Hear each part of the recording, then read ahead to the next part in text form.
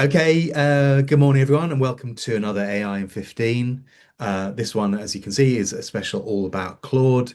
And AI in 15 is where we spend a really condensed time, 15 minutes, getting to grips with one thing in AI every day.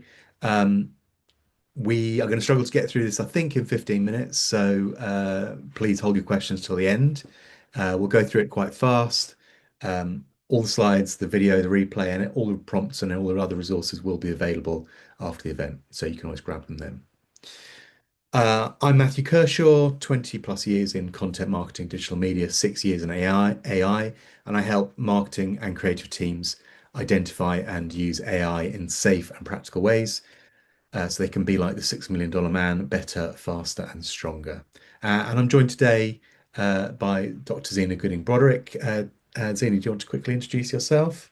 Hi, everybody. I'm a leadership consultant, author, and accidental kidnapper. I deliver leadership consultancy and training to all sorts of different types of organizations. I'm an early AI adopter, and my consultancy includes helping leaders to streamline their processes with AI. And I did accidentally kidnap a policeman once. We're great friends now. So if you want to find out more about that, stick around until the end, and we can you can ask Xena yourself. Um, so we're talking about Claude, so hot right now, another cutting edge reference, and you can see that in these numbers, which are projecting that Claude's revenue will overtake that of OpenAI potentially by the middle of this year. And one of the reasons for that is its emphasis on coding.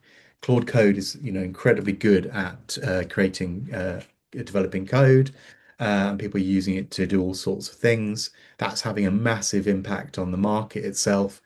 The stock market, Business Insiders calls it Claude the Conqueror, the AI chatbot that keeps wiping out billions from exposed tech stocks, the latest casualty of which is IBM, which had on Monday 13% of its value wiped off its shares.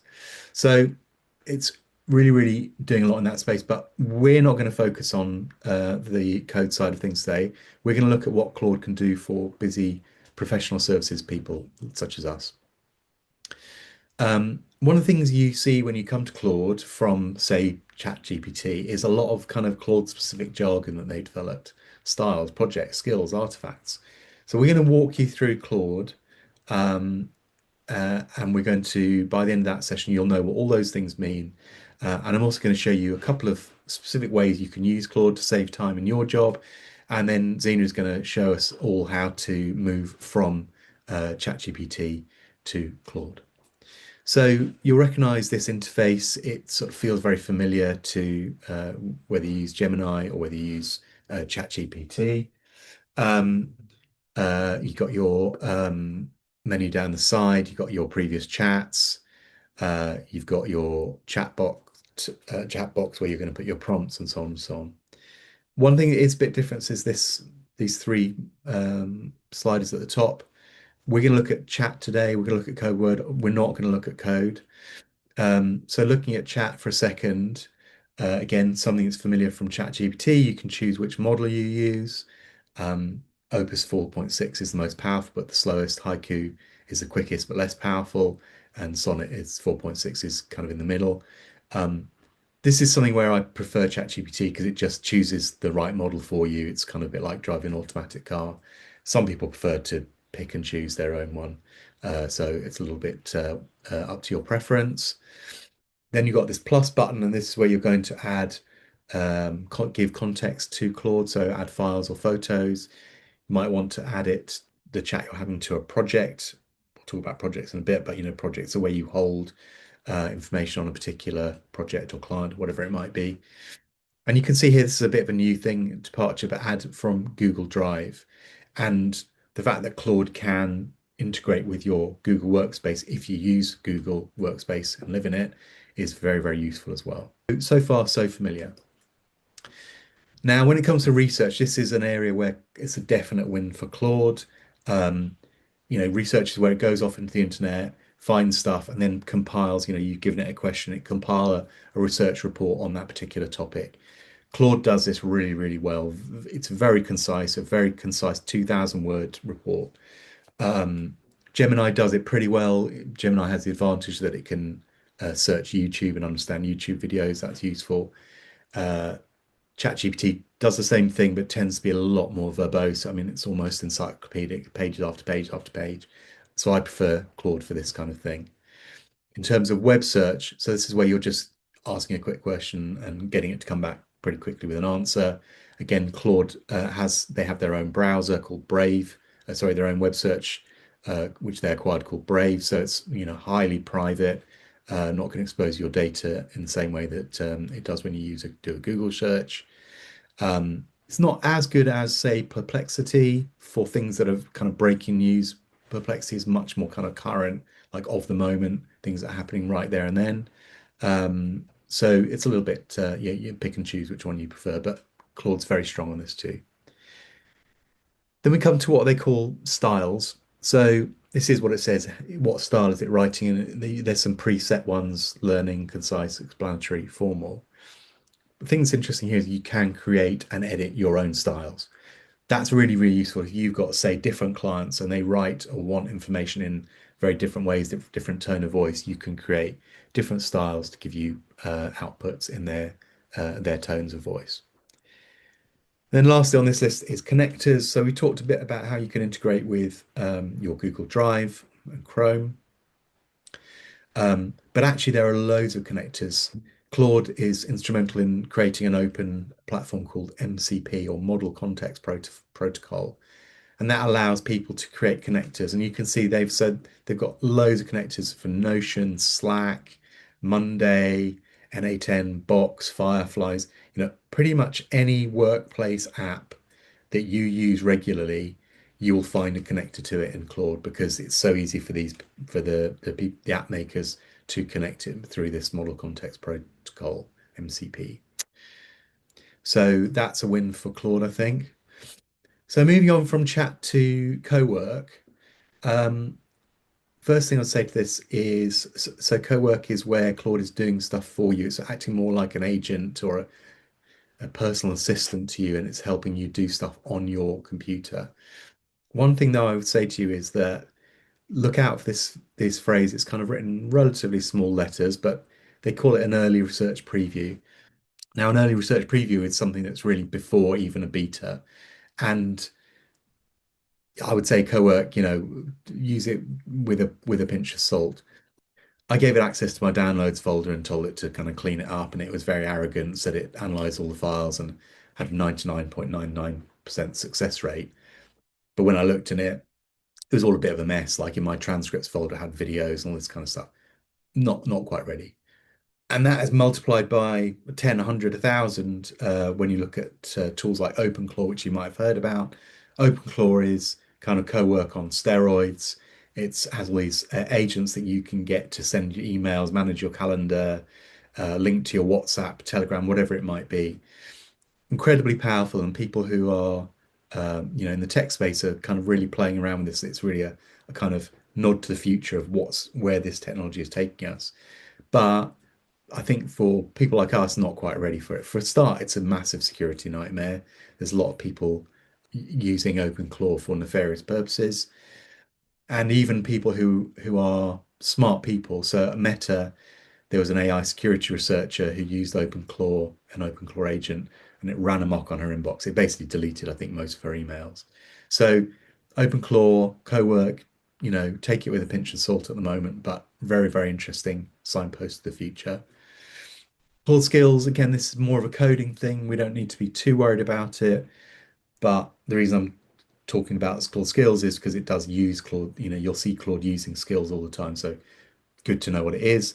A skill is just a file that saves instructions once. So next time you just type one command, Claude does all of it automatically. So for example, you might be regularly telling Claude to do stuff in a particular format, and that might be lines of, you might be giving it, several sentences.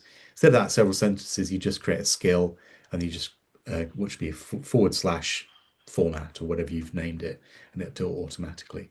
So be aware of Claude skills. This is something that ChatGPT doesn't have and is useful. And also artifacts. So artifacts, you find this in the menu on the left-hand side. What are artifacts? They're a way of sharing something you've made in Claude more than just a prompt. We're used to sharing prompts with each other, but how do I share if I've gone through a whole process of making a really cool app inside Claude? How do I share that with other people? And the way I share it is through an artifact. So, for example, someone's created a QR code generator. You can literally click on that artifact and takes you to that interface. In this example, I put my web URL in, I generate my QR code. Brilliant. But what I can also do, because this is an artifact, I can go and view the full chat. And you can see here that whoever's created this artifact, this QR code generator in this case, has had quite a lot of back and forth with Claude to make it happen. And you can see all of that. Reason why that's useful is because I can then go in and continue that chat or tweak that chat. So I might want all my QR codes to be in purple or whatever color. So that's what artifacts are. They're a way of sharing apps that have been made in Claude. So whistle stop tour of Claude, and we've shown you a lot of jargon. I'm just going to quickly now show you two specific things that Claude can do for you on a day-to-day basis. And the first of those is making presentations. What I did in this example is I created a fake proposal for CrunchCo. I showed Claude my existing presentation format, and it generated my slides in that format. I did it in two goes just to kind of make it a bit more streamlined. Prompt one was about just getting Claude to rewrite the content of the document as if it would be on slides, so much shorter, just headlines and bullet points. And then I told it to turn this document into a presentation using the style of the attached presentation, same fonts, colors, layouts, etc. And it did a really, really, really good job. And this will save you hours, I think. I did have to go and tweak a couple of things. So you can see here, it kind of added some weird boxes, but that's easy to fix. And if you're just having to make some minor tweaks to a presentation versus having to write it and create it all from scratch, that's a massive, massive time saver. Second of all, spreadsheets. I don't spend a huge amount of time in Excel, but for people who do, this is huge. You can either, with using a Microsoft add-in, you can use Claude within Excel and prompt it within Excel, or you could just from Claude get it to generate and manipulate existing spreadsheets. So here I've created one which is like a marketing campaign tracker for my fake company Crunch.co. And you can see it's kind of created really sophisticated functions I'm sure I wouldn't have been able to make.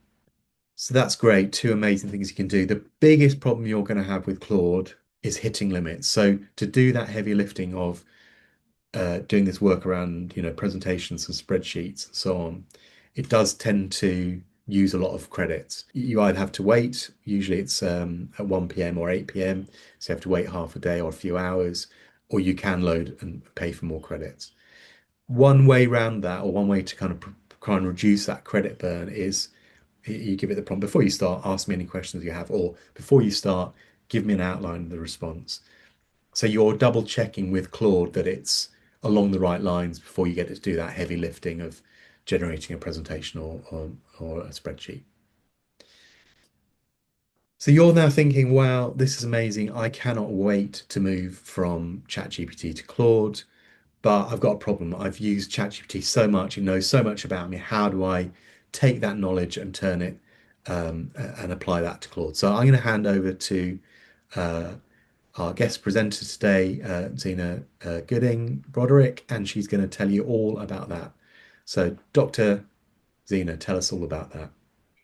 So we're going to move across using a very simple four-step process, extract and prepare the data from ChatGPT, and then we're going to upload that information into a fresh Claude chat. And then we're going to run 6 strategic prompts one by one, and I'm going to show you how to make it accessible in an area where all of your chats will be able to refer to that information. So we're going to start off in ChatGPT. So when you're in there, if you click on your name in the bottom left-hand corner, and then go to settings in there, then click on data controls and you'll see export data. Click on export and confirm the export. You should get an email from OpenAI quite quickly just to confirm that it knows you've sent a request for your data. The longest part of this process I have found is waiting for the download link to be sent from OpenAI. So make sure that you check your inbox and your spam every day, because when you do get that email, you've only got 24 hours to click the link before it expires. When you get the link and you've downloaded the zipped file, save it somewhere that is easily accessible, unzip it, and find the conversations.json file. If it's bigger than 30 megabytes, you'll need to either zip it or strip it, because Claude won't allow attachments larger than 30 megabytes. And that's the first phase sorted. Now we're going to go to Claude to do phases 2 to 4. If the left-hand menu is collapsed, you can click on the sidebar button or just click on the plus sign, to open a new chat. Upload your conversations file. Copy and paste the first prompt and press enter. This prompt will structure your data and give you a way to search through it without having to skim through the JSON or HTML files that came with your download. I'm not going to say all of this verbatim because you can see it there on the screen, but I'll just mention some of the benefits of each of the prompts that you're going to add one by one. The personal profile and decision framework creates a detailed personal profile for you. It will help Claude to identify the principles, priorities, and values that most consistently shape your decisions. Prompt 3, the relationship and context map, is really handy for identifying all the people, organizations, projects, and roles mentioned across your ChatGPT conversations so that Claude can learn them. Vocabulary and shorthand does what it says on the tin. It will identify any shorthand, jargon, acronyms, project names, or personal terminology that you use consistently. Number 5 will be your custom instructions builder and will tell Claude how you like information to be presented, your tone preferences, what you find unhelpful, and the context of your life and work. And that's the bit that you'll upload into your personal preferences inside Claude. And the 6th one is a really handy prompt library. It will be optimized because it will identify the types of tasks that you use with AI assistants, and you'll be able to refer to that quite easily. It should save you a significant amount of time. So now that you've done all of the prompts, you've got all of your outputs, you can go click on the document sign on the top right-hand corner to see all of the documents that Claude has created for you, and then you'll be able to download them all in one go. Make sure you check the outputs that Claude gives you, correct mistakes, keep things that are relevant to you, and remove what's not relevant. We are busy people, and the only point of doing all of this is to have good data we can make good use of. This is all about efficiency, guys. So once we've done all of that, we can create a new project. And to do that, you just go to projects, click on new project, and then create a project that makes sense to you. I've used ChatGPT memory here. And then once you've given it your description, save it. And now the thing with creating this project is so that this doesn't get buried in the rest of all of your Claude conversations. And more importantly, it can be used contextually in that project area. So once you've done that, you're going to open the conversation that you've just created in Claude. You're going to click on the 3 dots next to it in your chats list, click add to project, And then you're going to move that to the project that you've created. And once you've done that, you can go inside that project, and in the files area, you can upload the documents that Claude created for you, which you have proofread. And then you've got that information there in a specific space where you'll be able to refer to those documents and your ChatGPT memory. Nice. So that's it. Now you, Yeah, sorry, yep, go now on. you know how to do that. Yeah. So the advantage of this is that you're in Claude, you want to give it the context or memory of a previous project, which maybe you did in ChatGPT.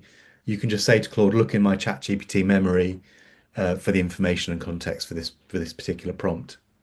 Yes, but what it will do is check the documents. The JSON attachment is not accessible. Attachments are not accessible inside projects unless it's your documents you've saved to the project area. Right. So these are the projects. So it'll reference these projects and know the context that I'm talking about. Absolutely. Yeah. Brilliant. Okay. Fantastic. So we've quick whistle stop tour around Claude and how to move to it. Thank you very much for your time. If you want to sign up or share this with other people, it's wolf.co, wolf with two O's.co/sign up. I am interested in hearing from people who, if you're interested in presenting an AI in 15, do get in touch. And obviously, if you have any questions, reach out. Thank you very much. Bye, Thanks, everyone. everyone. Bye.